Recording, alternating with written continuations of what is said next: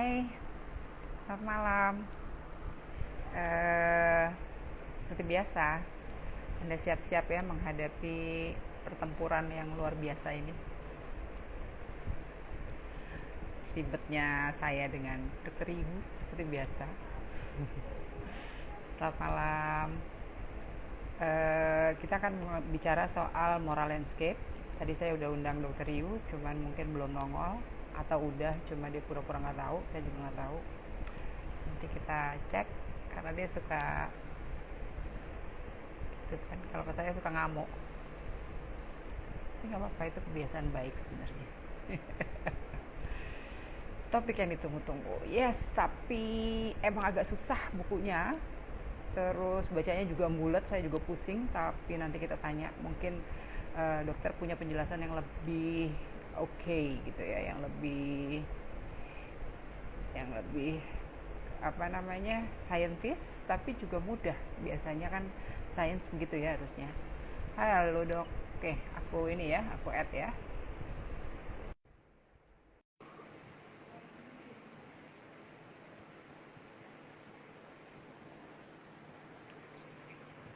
Halo. Halo, opere.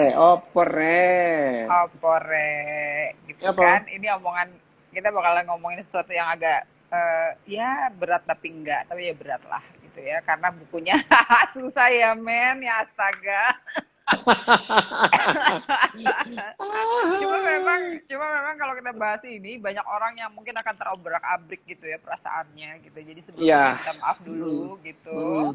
mm, Karena mm, memang setiap orang punya persepsi yang berbeda, setiap orang punya landscape-nya sendiri kalau kita merujuk pada mm, apa mm, namanya? Kepada si Haris ini. Yang menarik, dia akan menuliskan, dia berusaha gitu meyakinkan bahwa sains gitu ya memang dapat mendeterminasi moral gitu. Memang secara jelas ditunjukkan bahwa sains itu adalah ujung awalnya dari sebuah pemikiran-pemikiran tentang moral. Namun demikian, selalu saja dimanapun saya baca referensinya itu benturannya selalu pada soal itu para penunggu apa namanya, penunggu Ponji Pluan. Rodringin. Rodringin gitu kan, jadi ini berat banget gitu untuk orang-orang tertentu. Karena kan mereka gini ya, dalam konten tertentu si Haris mendeterminasi bahwa moral itu sejak awal memang ada di sel otaknya manusia dan turun-menurun secara apa namanya tadi, selnya sudah ada, DNA-nya sudah jelas gitu ya, walaupun kemudian ada perubahan-perubahan sosial terjadi tergantung lingkungan dan ininya. Tapi kemudian kalau di para penunggu Beringin dan Cipuan tadi itu kan, mereka menganggap bahwa ada sesuatu yang di luar diri manusia, di luar diri sapiens, yang menentukan sebuah kaidah moral yang kemudian diwahyukan dan ditulis di dalam kitab-kitab yang dianggap suci gitu ya. Lalu kemudian itu yang diikuti, padahal gitu kotak-kotaknya silonya juga kelihatan gitu. Jadi oke dok, pertanyaannya sederhana aja dari awal. Moral itu apa? Lalu kemudian moral landscape itu apa? Itu aja deh dulu. Ya, oke. Jadi memang eh, yang ini buku ini memang berat gitu ya. Buku ini memang berat. Artinya Tapi eh si Alvita jago, dia nerjemahin loh. Wah, saya angkat jempol. ya, Keren. ini buku ini berat karena satu ya, dia dari awal memang yang namanya Sam Harris ini memposisikan dirinya unik ya, unik dia itu memposisikan dirinya itu. Dari tulisannya yang berjudul provokatif itu ya, pernah Iya. ada bukunya yang berjudul provokatif itu, The End of Apa? It itu, The End of It itu. Oh, oke oke oke oke. Iya betul betul. Ya, itu sebelum Langsung bener. itu sebelum dia berbicara di apa namanya menulis buku lanskap moral Hmm, hmm, itu moral lanskap ya, moral lanskap ini dia nulis buku yang berjudul provokatif, itu yang sehingga membuat orang a priori terhadap dia itu. iya. Meskipun isinya kalau dilihat ya, Kalau dibaca the end of faith itu, tenggelamnya iman itu Iya, ya habisnya lebih iman. tenggelamnya iman itu ya. Artinya ya tenggelamnya iman. Fitnya iman itu kalau dilihat ya Sam Harris menjelaskan secara artinya scientific apa sih yang terjadi dengan otak manusia dengan yang namanya faith itu ya keimanan itu clear sebetulnya pemikiran Sam Harris itu termasuk pada buku Moral Landscape ini Moral landscape. clear hanya saja dia memposisikan pada posisi yang sulit ya dia tidak dia memperjuangkan bahwa yang namanya sains itu harusnya tidak bebas nilai gitu Ya, ya padahal beberapa orang posisinya bilang sulit sains harusnya bebas nilai. harusnya bebas nilai itu dalam hal ini yang disampaikan oleh Sam ini adalah ya bukan sains semua sains tapi adalah penjelasan sains pada biologi manusia dan kehidupan lain itu. Ya jadi dalam bab moral itu ya banyak yang kita bahas moral dan nanti mungkin pertemuan berikutnya ya kita bahas keyakinan nanti. Iya keyakinan. Jadi keyakinan ya itu nanti ya. Kita sekarang itu mungkin membahas moral landscape dan landscape moral dan moral. Ini apa gitu ya? Ini apa? Apakah ini bisa dijelaskan secara biologi? Nah, ini sebetulnya di titik ini ya. Di titik ini Sam Harris itu mengambil posisi yang sulit untuk dirinya loh ya. Iya. Untuk dirinya. Dia kayaknya denial terus di dalam bukunya itu denial terus. Dia untuk dirinya itu adalah posisinya sangat sulit. Pertama, dia harus berhadapan dengan saintis-saintis lain itu. Bahwa yang namanya baik buruk itu ada dalam otak kita gitu ya. Bukan masalah itu adalah pemahaman atau tidak hanya berlaku pada kondisi-kondisi dan populasi tertentu. No, itu. Harusnya baik buruk itu seperti benar dan salah itu berlaku lebih universal, ya.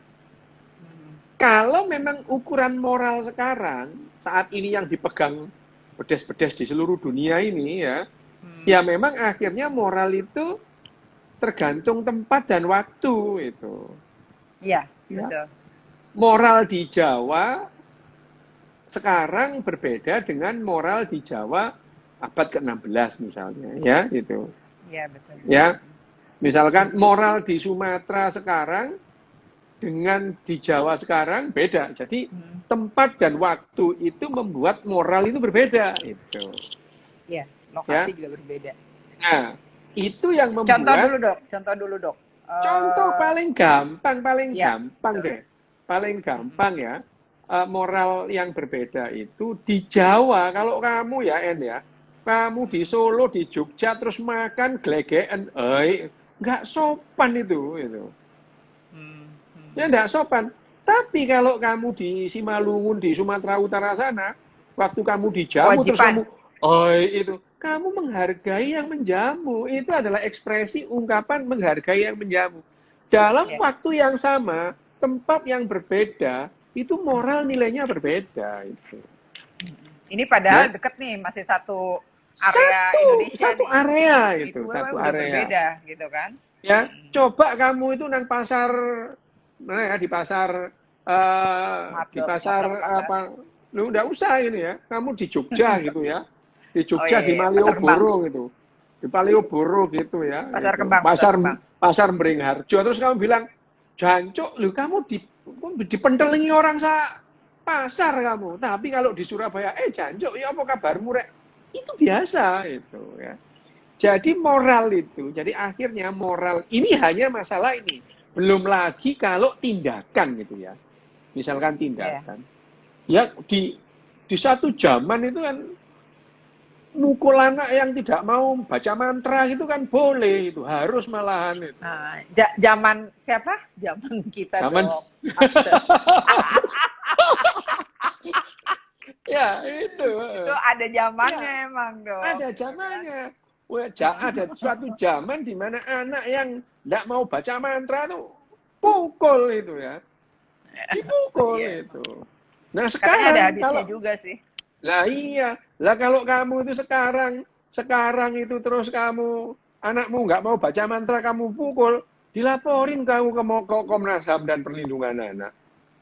KPI. Moralnya juga sudah berbeda. Berbeda. Moralnya Iya, sudah waktu berbeda. Nah, karena itu makanya dalam bukunya itu, dalam buku Sam Harris yang Moral Landscape itu ada satu subbab yang menyebutkan apakah berbuat baik itu sedemikian sulitnya itu.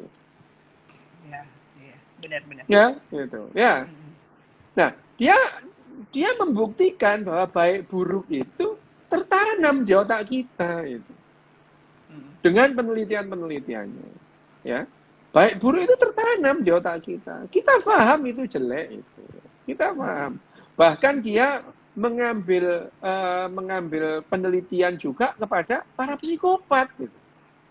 Oh, oke, ya benar. Psikopat, ya. Di situ disebutkan juga para psikopat. Nah, yang lebih-lebih lagi, dia itu melihat yang seperti diomongkan bahwa yang namanya hierarki itu kompatibel dengan otak kita. Itu diteliti juga oleh si namanya Sama Sam Harris ini. Bahwa hierarki itu penting itu. Hierarki. Jadi nggak ada tuh yang namanya egalitarian secara murni karena otaknya memang udah nggak begitu sebenarnya atau gitu. Egalitarianisme itu mengemuka kan pada saat zamannya humanisme ini. Gitu. Iya benar. Iya makanya itu kan kemudian. Ya,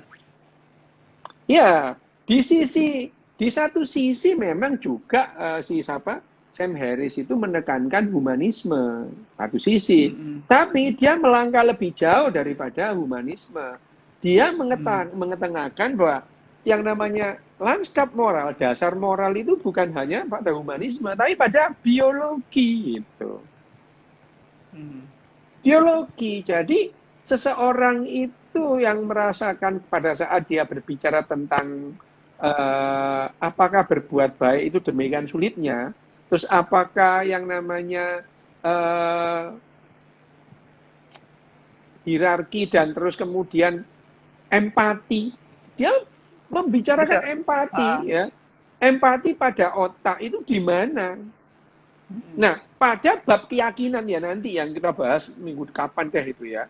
Pada yang namanya minggu depan. Yang minggu depan itu bahwa yang namanya empati itu terus kemudian mengakibatkan seseorang itu bisa merasakan penderitaan bukan hanya pada orang lain itu, tapi pada binatang lain dan kehidupan lain itu. Ya, otak yang kita bahas kemarin. Nah, otak kita itu sebetulnya sense ya, merasa, bisa melihat pola bahwa binatang itu kesakitan kalau kita melakukan sesuatu. Ya, otak kita bisa melihat itu, ya, bisa melihat itu. Misalkan ada orang yang merasa kasihan, ya, misalkan pada saat ada ayam disembelih gitu, ya. Ayam disembelih, ya. Oh, ada orang yang kasihan, ada orang yang menikmati melihat yang namanya binatang-binatang itu disembelih. Ada orang yang menikmati sambil baca mantra pula, itu ada gitu ya. Beda kan aja bukan hanya mantra itu wajib ya kadang-kadang baca mantra lah itu iya lah iya makanya pemotongan hewan bayang gitu kan. Makanya iku ya. Jadi Sam Harris itu meletakkan bahwa sebetulnya yang namanya baik buruk itu ada dalam otak, dibuktikan itu ya. Mulai dari dia itu membuktikan bahwa yang namanya ada dalam hal moral ini, dia membahas ilusi tentang yang pernah kita bahas free will itu, Free will ya, ilusi ya tentang itu. Jadi memang free kan will. delusionalnya orang dianggap, kalau menurut dia ya, menurut Haris ya, Mm-mm, delusionalnya orang mm-mm. adalah kita semua punya free will, kita semua juga punya moral yang semuanya adalah sesuatu yang tidak selalu di badan kita gitu ya. Semua adalah ketetapan-ketetapan bersama gitu. Jadi Ya, konstruksi sosial mm-mm, yang lebih mm-mm, lebih penting gitu kan. mm-mm, Itu yang mm-mm. membuat orang merasa nggak ada gitu. Itu bukan kita gitu, tapi sesuatu yang di luar gitu. Itu gimana penjelasannya, Dok? Ya, Menjelaskannya gimana? Menjelaskan bagian bahwa ini adalah bagian otak sebenarnya ya, sejak awal, memang, memang, sejak kita memang, dilahirkan, bahkan sejak memang. masih di fetus gitu ya. Nah, menurut Perubahan-perubahan gitu. menurut penelitiannya si Sam Harris ini, Hmm. bahwa sebetulnya manusia itu pada umumnya kalau dia itu dalam kondisi di tengah itu, dia menjadi tega, dia menjadi permisif terhadap hal-hal yang disebut eh, jelek itu Hmm. karena justru itu karena pembelajaran itu. Hmm. Karena pembelajaran sejak dia hidup ada anak-anak itu. Hmm. Ya, jadi dia mempelajari sesuatu yang terjadi Hmm. sehingga otaknya itu mengizinkan perilaku yang disebut jelek itu. Gitu. Mm-mm. Kayak gue nggak suka Karena sama itu, gitu. wah, You know, itu.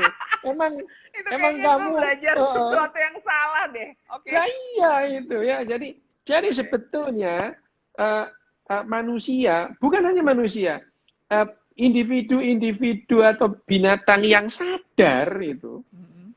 dia melakukan dia melakukan misalkan serangan mematikan itu kepada itu bukan diakibatkan karena otaknya memang begitu, tidak itu ya. Ini yang Mm-mm. kita ngomong yang di tengah loh ya, bukan yang Ya, ekstrim, yang di tengah. bukan yang bukan yang ekstrim psikopat atau bukan ekstrim altruis. Ini Iya, yang di iya. tengah. Jadi Oke, oke. dia juga memberi disclaimer yang di tengah.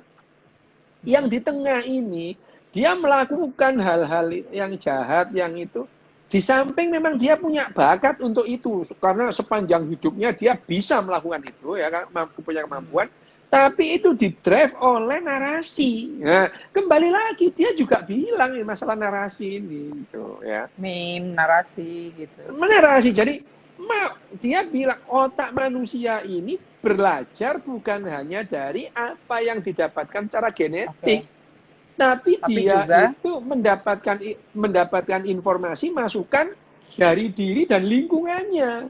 Dan kompleknya gitu. karena ada bahasa itu tadi itu.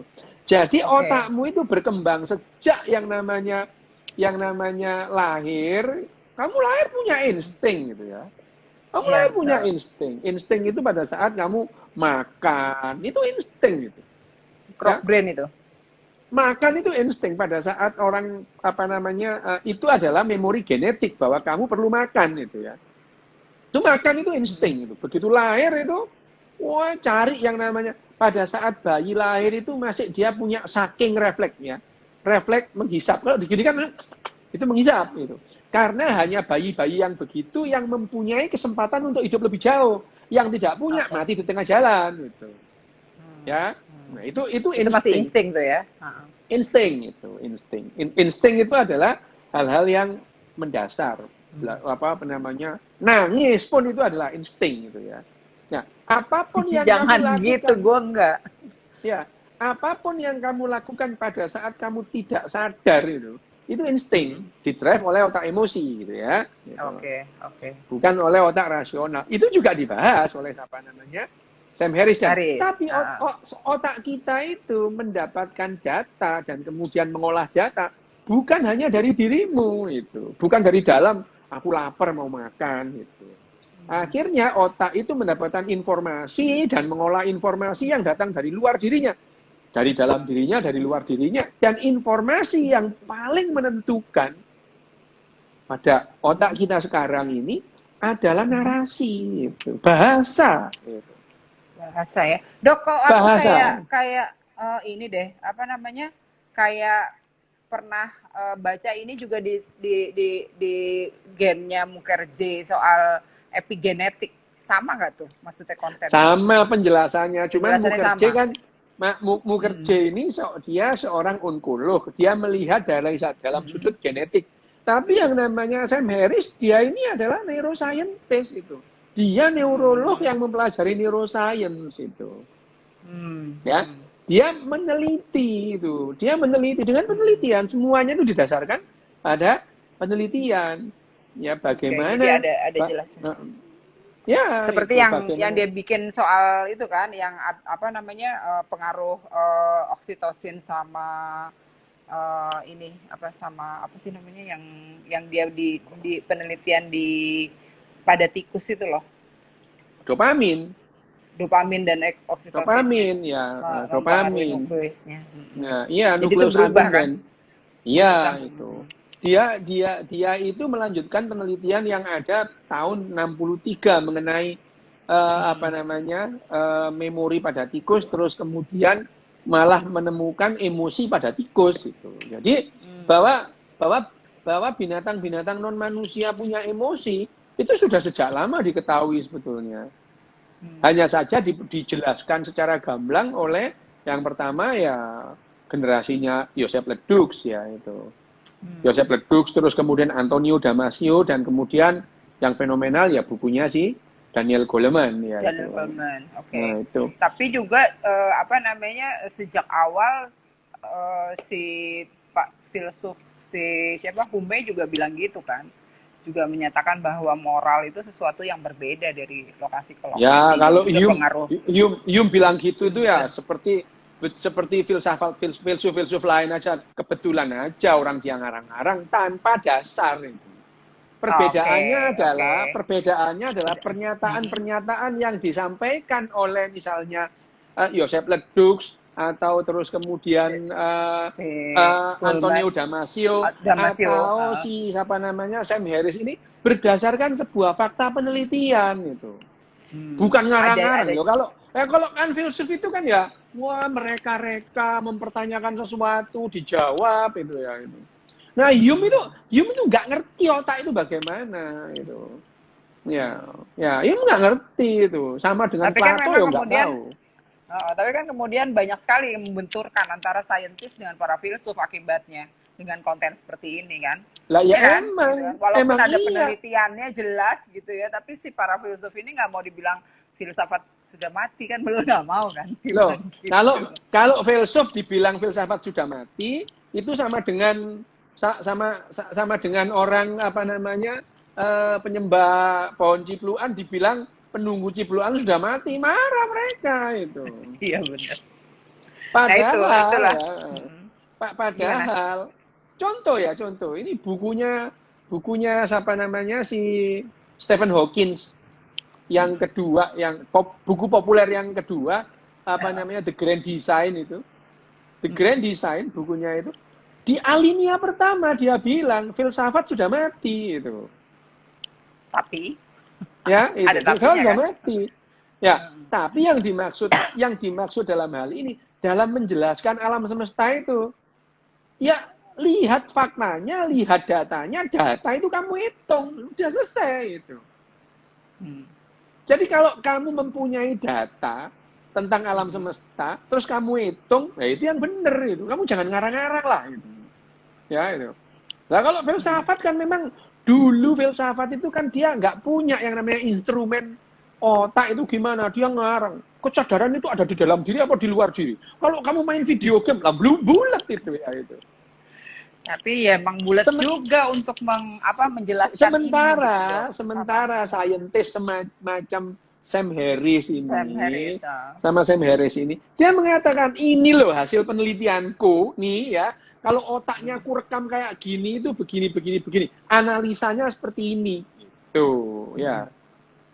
Sementara kamu nggak usah jauh-jauh antara Plato sama Aristoteles itu kan, itu pengikutnya berantem bisa itu. Mau satu bilang kursi ini yang palsu, ini kursi palsu semua ini gitu ya. Yang asli yang ada di dunia ide itu ya, di Lauhul Mahfudz sana gitu. Ya, itu platonik ya, itu Plato ya itu. Tapi yang namanya sains itu nggak peduli soal itu gitu. Nah, posisinya Sam Harris itu itu memposisikan dirinya yang sulit karena dia sekarang ini mengajukan proposal istilahnya ya, Iya, mengajukan proposal, proposisi bahwa yang namanya baik buruk itu bisa lebih universal seperti benar dan salah gitu. Hanya saja dia juga memberikan disclaimer itu berlaku pada kehidupan, bukan sesuatu yang nggak hidup itu. Nah, kalau berlaku dengan secara universal, sementara kan kontennya banyak nih, ada politik, ada ekonomi, ada yang jurisprudensi, filsafat, neuroscience, segala macam itu. Nah, misalnya kalau apa yang bisa berlaku secara universal, sementara kondisi sekarang ini kan kita kita ada di 21st century gitu kan ya, sesuatu yang baru gitu kan, sesuatu yang memang secara moral bisa universal. Apa yang bisa universal itu apa contohnya gitu dok? Misalnya Yang karena kan dimaksud kita kan live as one nih gitu kan, going to live as one. Iya, terus?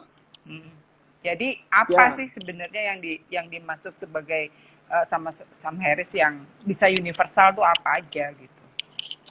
Yang dalam proposisi atau proposal atau yang diusulkan oleh Sam itu adalah dasar moral yang universal untuk kehidupan ya biologi itself gitu. Oke. Biologi itu. Based on biology kan? Biologi based on biology gitu. Jadi ada yang misalkan berdasarkan suku, ada berdasarkan bangsa, ada berdasarkan ras itu.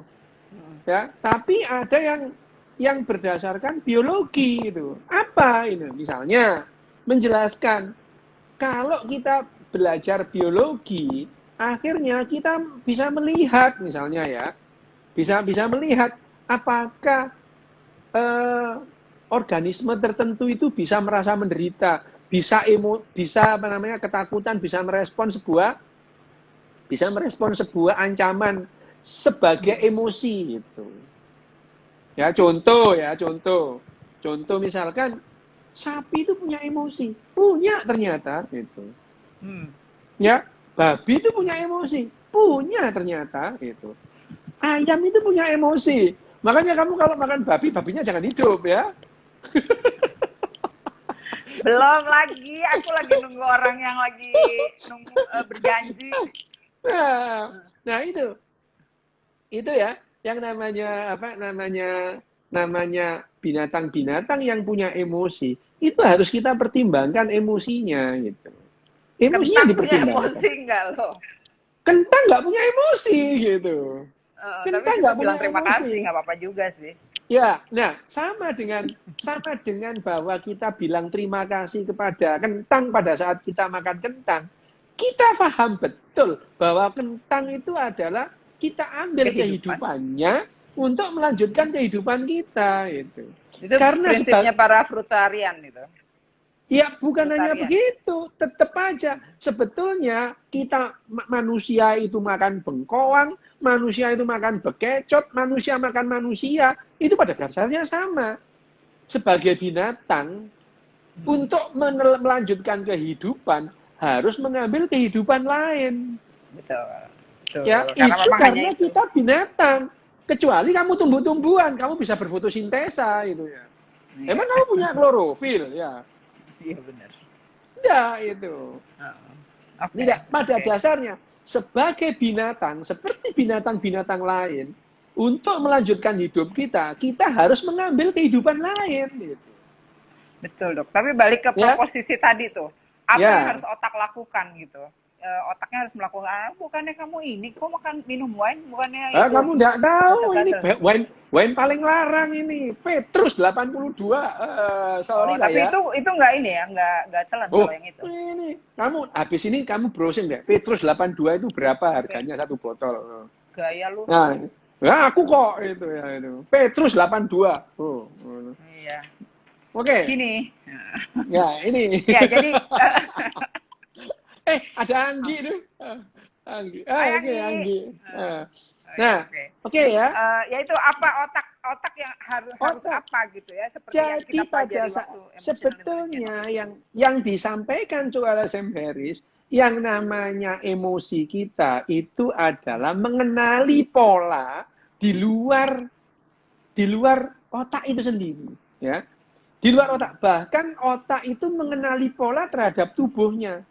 Jadi sebetulnya otak itu sendiri adalah sebuah organ yang lepas itu. Ya, Mengenali itu. lepas Tapi pada saat dia harus memberikan sinyal kepada jantung untuk jantung cepat. Itu sebetulnya otak itu nge-sense bahwa sesuatu itu harus berjalan baik kalau dia ikut terlibat untuk to take a part gitu. Ya. Jadi yang namanya itu loh, ada yang Alvita itu lihat. Itu 44.000 pound sterling. Petrus 82. Petrus 82. Oke, ya, balik tadi. Kita ngomong masalah yang namanya apa namanya? Ada si Top dengerin. Mana si Top? Oh iya. Oke, Top. Waduh, lengkap nih kita. Oke ya. Jadi yang namanya otak kita itu, otak manusia yang sadar itu, dia mempunyai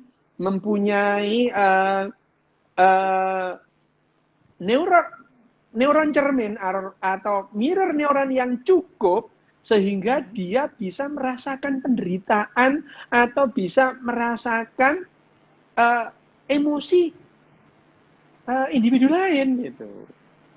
Empati, emosi gitu ya. Empati itu.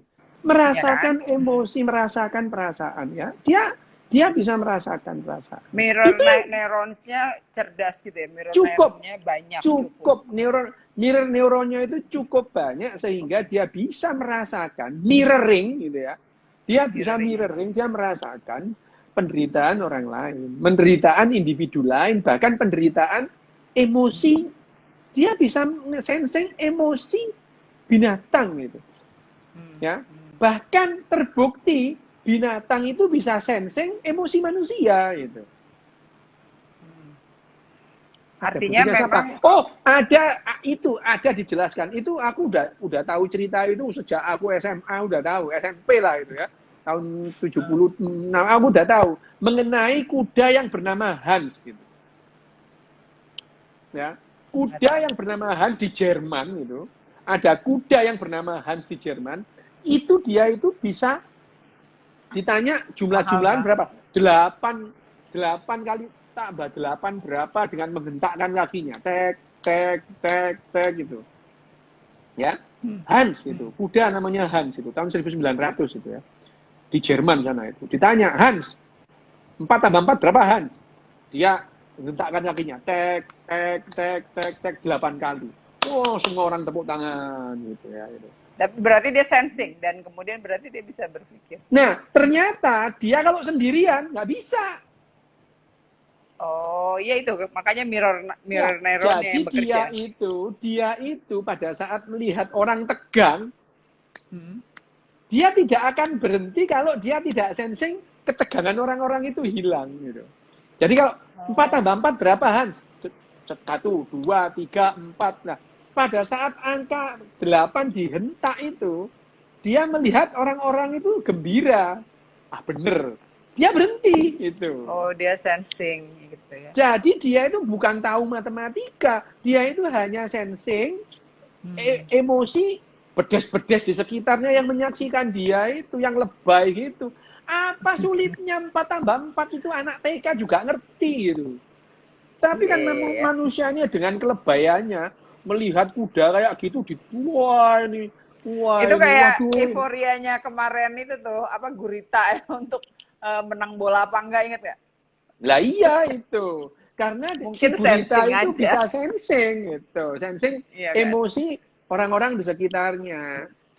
Si Hans, nah itu ada orang yang skeptis, ini mesti ada sesuatu deh. Pada saat dia menanyai si Hans yang ada di istal ya, di kandangnya ditanya, dia nggak bisa. Jadi kuda itu hanya bisa kalau di kerumunan orang banyak.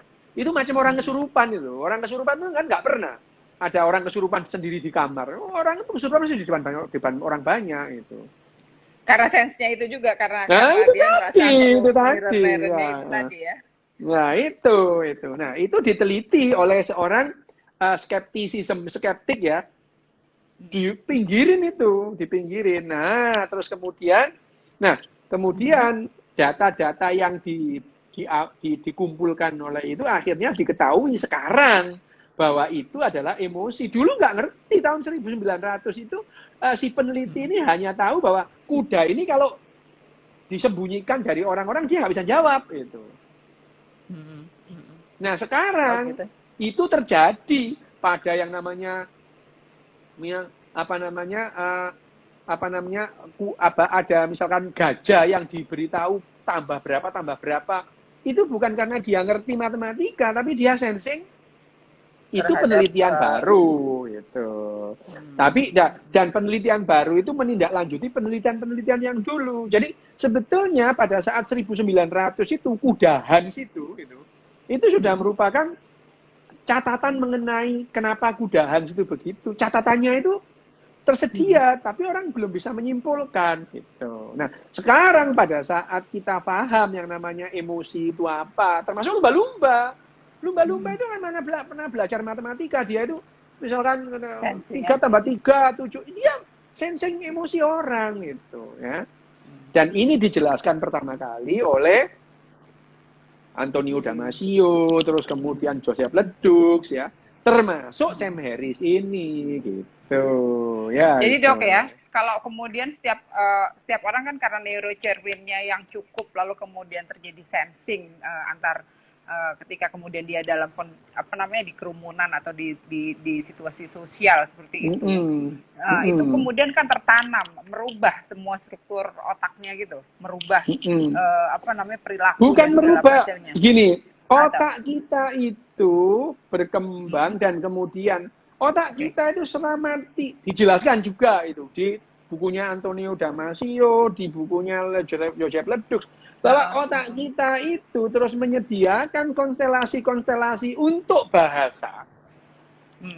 Itu jauh lebih banyak ketimbang kepada hal-hal yang dikondisikan itu.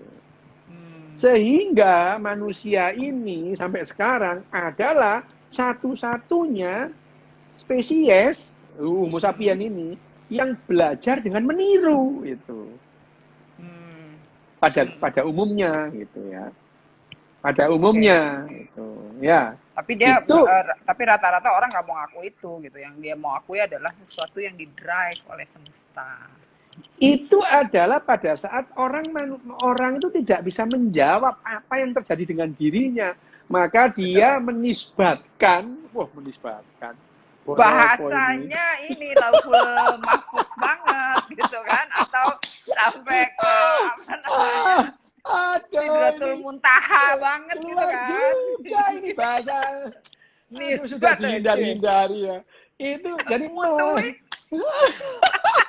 menyandarkan pengetahuannya itu pada sesuatu yang ya itu tadi yang gampang gitu. Itu juga dibahas ya dalam bukunya Sam Harris yang ini dibahas itu. Dia bahkan membahas juga bagaimana kemudian narasi-narasi itu terus-terusan berkembang kemudian diadopsi sehingga mereka percaya gitu. Ini buku ini sebetulnya menjelaskan bagaimana secara biologi otak itu bekerja. Hanya memang akhirnya Sam Harris ini memposisikan dirinya itu sulit. Oh, dia dimaki-maki loh sama Richard Dawkins. Nggak hanya itu, dia juga berantem terus setiap kali dia melakukan wawancara. Banyak banget gitu. Ya itu kalau ketemu Richard terus kemudian dia diskusi masalah ini, wah dia dimaki-maki sama Richard gitu. Wah, namanya Richard Dawkins. Ya emang kamu perlu dimaki itu. Ya itu. Kamu perlu dimaki. Nah ini, jadi ya kalau dia ketemu Richard atau ketemu Daniel, kalau masih Daniel ya, Daniel Janet oke lah, dia masih Daniel itu orangnya sopan. Daniel Janet itu orangnya sopan gitu ya. Tapi kalau dia ketemu ketemu Richard Dawkins, wah habis dia itu. Richard Dawkins, habis dia itu. Dimaki-maki. Wah, habis dia itu. Hanya saja ya karena Richard itu Nah, Richard Dawkins paham bahwa dirinya itu tidak paham mengenai yang namanya neurolog. Jadi pada saat kalau kemudian si Sam Harris itu berbicara mengenai cara kerja otak itu ya, nah itu Richard Dawkins diem dia itu, diem itu. Tapi proposisi apa namanya proposalnya atau usulan, ya, proposisi Sam Harris mengenai lanskap moral ini, wah itu diserang habis oleh bahkan oleh Richard Dawkins itu, teman ngopinya dia ini gitu. Iya, padahal dalam kalau ini ya, ini aku dalam perspektifku gitu ya, lanskap moral itu dibutuhkan dalam ketika kemudian dunia memang berubah gitu kan, cara kerja manusia juga berubah, tatanan dunia juga berubah. Oleh karenanya menurut saya lanskap moral memang harus dipikirkan kembali. Contoh yang paling gampang misalnya kayak kondisi sekarang lah Mas, COVID gitu ya. Kan ada tuh gambar yang you kasih tuh ke aku, ingat nggak? Dia kasih soal yang satu nunjuk, tapi that's a science and another one is semua tipuan dan beringin gitu kan. Dan yang memecahkan COVID is a scientist gitu. Something yang harusnya kita juga berpikir. Tapi enggak juga. Mereka pada saat panik begitu. Pada saat sembuh yang dipuja-puja ya penunggu pohon beringin, penunggu pohon cipluan itu. Balik lagi ya? Iya itu. Memang di awal-awal itu ya makanya penunggu pohon beringin nggak laku, penunggu pohon ciplukan nggak laku, semua berharap pada saintis ini. Tapi begitu ada orang sembuh, waduh maha besar penunggu pohon cipluan, maha besar penunggu pohon beringin, yang itu dilupakan itu. Kita hanya sampai melihat sampai bikin kalung ya. Iya itu nggak apa-apa itu kan kita menjelaskan kepada yang namanya bagaimana otak itu bekerja itu, bagaimana otak bekerja. Nah, kembali ke bukunya Sam Harris ini kekeh dari awal apa itu baik, apa dari itu bahasa buruk, kalimat awal juga udah gitu. Dia kekeh dan hanya saja penjelasan Sam Harris itu sebetulnya argumentasinya itu kuat banget ini. Kuat banget. Tapi emang dasar orangnya susah banget juga. Ya, kuat argumentasi Sam Harris dalam menjelaskan apakah berbuat baik itu demikian sulitnya gitu. Dia bilang seharusnya tidak gitu. Seharusnya tidak gitu. Dan argumentasinya itu bahwa yang namanya padahal kira-kira 3 halaman sebelumnya itu dia bilang yang namanya free will itu nggak ada. Gitu. Iya, betul. Ya, tapi dia bilang free will itu nggak ada. Tapi dia bisa menjelaskan bahwa yang namanya baik buruk itu, meskipun kamu nggak punya free will, kamu bisa memahami baik buruk itu apa di otakmu. Gitu. Ya, memahami. Nah, proposisinya adalah lagi-lagi masalah latihan sih sebetulnya. Gitu. Iya, betul. Ya, masalah latihan adalah bagaimana kita melatih diri kita dan otak kita untuk mencari. Dalam hal ini garisnya dia satu line dengan yang namanya Antonio Damasio, satu line dengan yang namanya even itu sama Daniel gitu, Goleman ya sama. Tapi pada saat kesimpulan macam meditasi dia nggak bahas itu, bahkan nggak penting itu meditasi itu. Karena memang dia nggak percaya pada konten bagaimana perubahan situasional. Bukan kalau dia sendirian atau gimana? Bukan, karena dia sudah mengajukan yang lebih advance itu. Proposisinya dia itu melebihi daripada apa yang dianggap orang-orang meditasi macam-macam itu berbeda itu. Bahkan kalau kemudian meditasi itu bisa merupakan regulasi diri, self regulation menurut yang namanya Joseph Ledoux dan Antonio Damasio itu. Menurut Sam Harris ini, lah itu kan mainan anak-anak gitu itu. Ya, kenapa mainan anak-anak? Dia lebih ke dalam biologinya itu sendiri. Bukan meme-nya itu yang diobrak-abrik. Pemahaman tentang biology itself itu. Jadi melatih kita sense terhadap biologi itu jauh lebih jauh daripada sensing kita terhadap kehidupan orang gitu. Karena kalau itu hanya apa namanya meditasi hanya pada benda-benda bergerak gitu. Sensingnya loh, itu diteliti sama dia itu. Sensingnya Ya, iya, sensingnya nggak mungkin sama benda mati toh, gitu kan? nah itu Dia. itu. Heeh. Ya, Tadi Vita bilang tuh bahkan Harari pun masih pada titik menggunakan meditasi sebagai konsepsinya dia gitu ketika Harari itu mengutip semua penulis ditulis. iya Dikutip betul. mulai Jared Diamond, terus kemudian Iya, eh emang Dawkins, Daniel Dennett, Antonio Damasio, Daniel Goleman, dikutip semua oleh Harari, kecuali Sam Harris. kecuali Sam Sam Harris. Harris, Iya. kayaknya dia itu mual Anti. sama Sam Harris itu. Ya, Karena karena memang nggak uh, berbeda sendiri, memang agak berbeda ya sendiri dia. karena proposisi Sam Harris itu jauh melebihi apa yang diusulkan oleh Harari itu Oleh yang sendiri gitu. Harari itu sampai titik terakhir Harari itu yang diperjuangkan adalah kebahagiaan dan kesejahteraan manusia. Sapien. betul. Ya. Nah, Jadi sementara yang namanya Sam Harris ini biologi gitu. Bagaimana manusia itu bisa sejahtera dan bahagia bersama dengan binatang-binatang lain dan mempertimbangkan kesejahteraan sampai tumbuh-tumbuhan jamur itu dipertimbangkan kesejahteraan mereka itu. Ya karena dia selalu merasa semuanya ada garis titik yang harus menyatu gitu ya.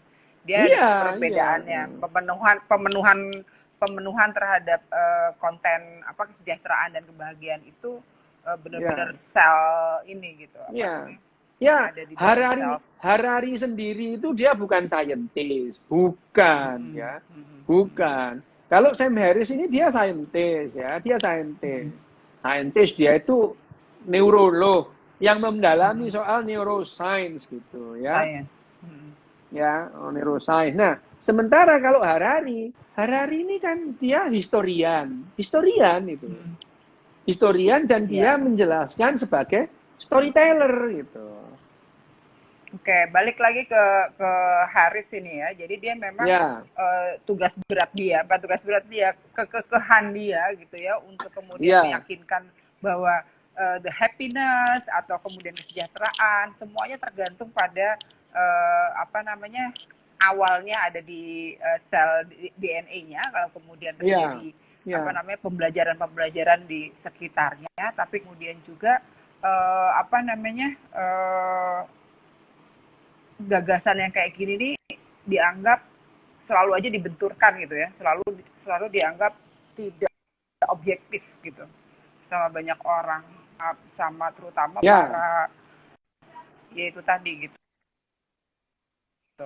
Terus sebenarnya Dok kelompok lang ya, tapi sejauh mana pemikiran ini penting untuk di era sekarang, sejauh mana gitu, karena memang kan sekarang ini kan tahu sendiri kan semua berubah. Proporsinya. Sebetulnya, Harari itu pada saat dia menunjukkan bahwa sebetulnya kita sekarang itu tidak mempunyai pegangan untuk memprediksi. Kita sedang memasuki dunia yang tidak pernah ada presidennya sama sekali. Ya, nggak ada presiden kan? Tidak ada presidennya sama sekali.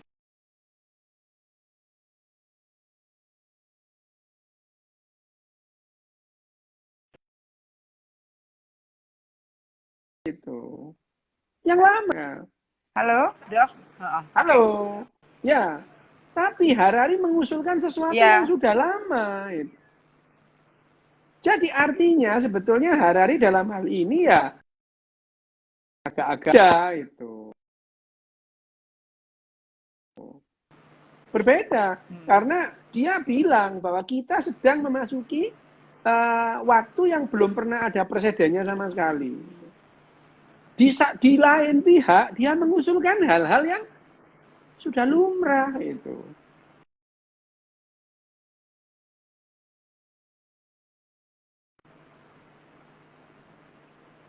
Kan itu yang membuat ini agak-agak paradok ini tulisannya tulisannya Harari ini. Nah, dia bahkan tidak mengutip sama sekali yang namanya proposisi dari Sam Harris ini gitu. Ya, itu yang jadi itu yang jadi oke. Harari bagus banget menjelaskan manusia dari bagus banget. Tapi pada saat dia mengusulkan problem solvingnya itu kayak antitesis untuk saya.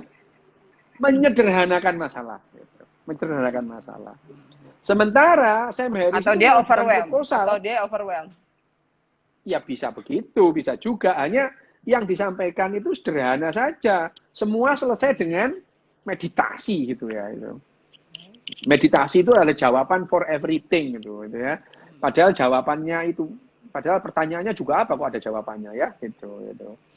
Nah itu. Nah, udah kayak Pak Haji loh, Mas. Ya itu makanya itu. Selalu menjawab apa yang ada. Makanya nah, sekarang proposisi yang disampaikan oleh Sam Harris memang ruwet memang. Hanya saintis yang bisa memahami apa yang ditulis oleh Sam Harris dalam lanskap. Makanya yang namanya buku Moral Landscape ini buku yang berat.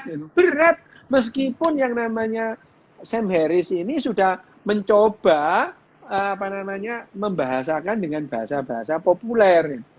Tapi berat itu. Berat itu. Orang yang tidak biasa dengan penelitian baca bukunya Sam Harris ini pusing kepalanya gitu. Kok bisa gitu itu. Meskipun ya dia mencoba membahasakan itu ya selevel Jared Diamond ya. Cuman yang disampaikan ini memang ya seperti apa ya? Semacam bagaimana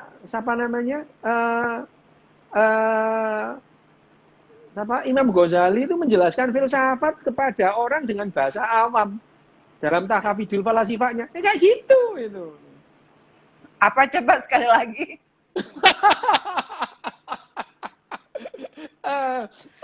Ya itu hanya fakta yang membuktikan bahwa kamu itu lulusan pesantren yang luar biasa, Mas. Kontak kamu itu. Hebat.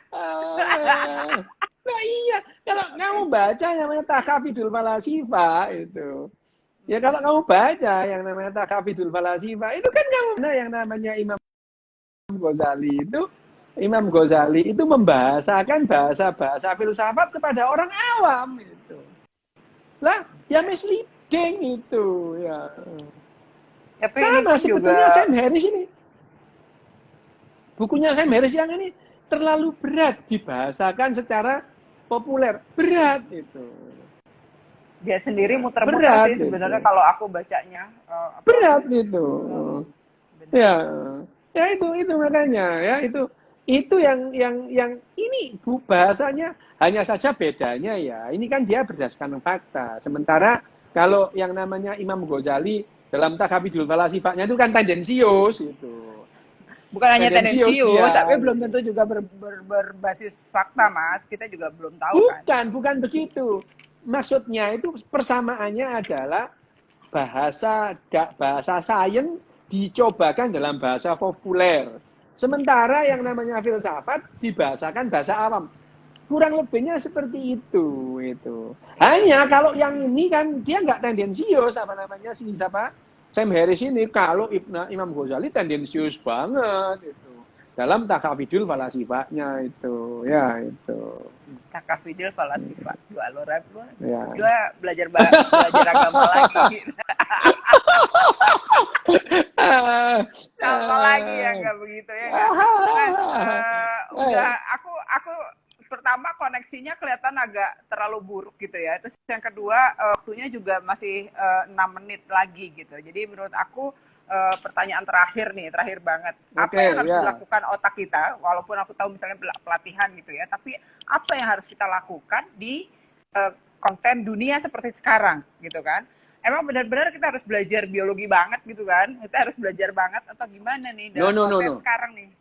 No. Apa yang jadi yang perlu dipahami, satu, kita itu kehidupan manusia itu berbasis hierarki. Nggak mungkin tanpa hierarki. Satu. Ya? Nggak mungkin. Yeah. Nggak mungkin. Nah, jadi yang mendrive yang namanya populasi sosial ini. Itu.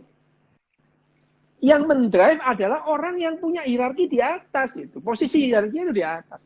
Yang perlu paham itu orang-orang di atas. Mendrive kemana arah sosial ini gitu ya.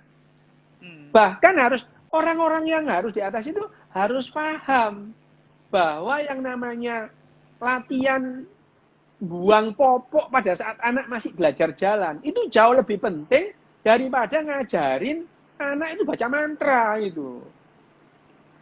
Sekarang bangga banget anak ada masih di hafal Quran tuh mereka bangga banget, ya Allah gue langsung keluar juga itu bocor kata-kata. kamu nggak boleh itu menyebut merek. Iya betul. Nggak boleh. Salah. Ya maaf. Saya agak terlalu ini. Harus nanti kamu itu disensor tit gitu kamu ini. Iya, ntar aku edit deh. Soalnya rada lupa. Nah, apa? Itu sama aja dengan anak kecil di apa? Di kudang itu loh. Bagusnya mana? Apa pentingnya itu? Kalau itu anak kecil diajari makan sendiri gitu. Makan cemot nggak apa-apa gitu. Supaya dia paham, secepatnya dia itu melatih emosinya. Buang popok di tempatnya pada saat dia masih belajar jalan, disuruh buang popok di tempatnya. Supaya dari dini, sejak dia belum sadar bahwa dirinya ada, dia sudah harus membuang sampah pada tempatnya. Antri itu. Jangan makan dulu, nggak boleh disentuh. Supaya dia latihan antri gitu. Ya, itu yang diajari. Kecil-kecil diajari ngitung. Nggak apa-apa, untuk apa itu. Anak SD masuk kelas 1 harus ngerti tambah-tambahan, jumlah-jumlahan. Ini ngawur ini ya itu. Nah, itu yang harus ditanamkan pada orang yang mempunyai kedudukan hierarki yang di atas. Paham bahwa yang namanya mengatur, mendrive manusia ini adalah perlu dia cerdas secara sosial itu. Betul. Jadi memang yang kita kerjakan sebenarnya moral landscape pada akhirnya setiap daerah, setiap ini beda, hanya saja gitu ya.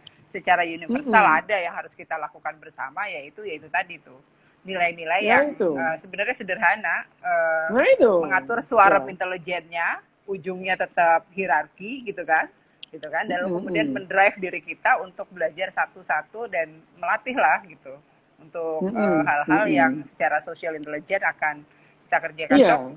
Minggu depan memang kita rencana, aku masih tetap pengen ngomongin tentang Sam Harris, tapi juga tentang keyakinan tadi tuh ya, yang itu ada Sam Harris membahas keyakinan tuh detail banget, detail. Ya itu makanya aku pengen lebih detail tentang keyakinan. Setelah itu Dok, kita balik ke social intelligence yang memang belum kita bahas. Jangan panas-panasin gitu dong, minum-minuman yang terlalu mahal, agak keterlaluan. Sementara you janji sama enak kan? Aja ini karena aku nggak alergi dengan Petrus 82. Nggak boleh ada orang ngomong minta, oke? Aku nggak minta, tapi kan ada janji yang lain. Ya lupa apa gimana soal stube. Ya, oke. Gitu. Loh, kamu sebut-sebut lagi stube. Wah, kamu ini. Enggak, aku nggak nyebut. Tadi nyebut deh. Nggak boleh nyebut merek. Nggak boleh nyebut merek kok kamu ini. Iya deh, iya. Tapi anyway, thank you. Bahwa ini benar-benar agak tercerahkan. Secara bacanya agak bulat untuk kamu. Jadi terima kasih banyak, dan minggu depan kita ngomong soal keyakinan tetap Sam Harris. Oke, selamat malam. Terima kasih. Bye semuanya.